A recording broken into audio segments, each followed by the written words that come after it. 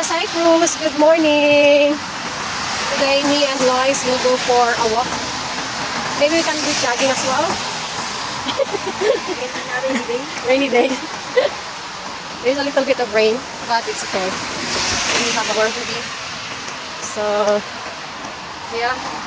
We will walk like maybe 30 minutes going and 30 minutes for come back. So we'll spend 1 hour at least. Yeah, that is the update of my story today here in Cyprus.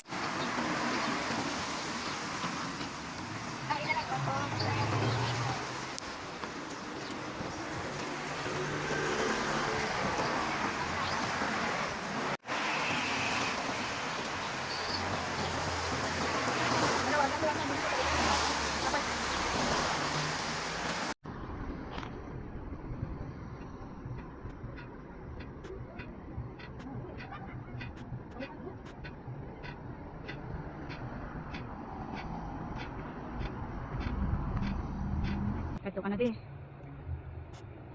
Tapos another one after 8 seconds. Kung ko sa tiyak, na stretch.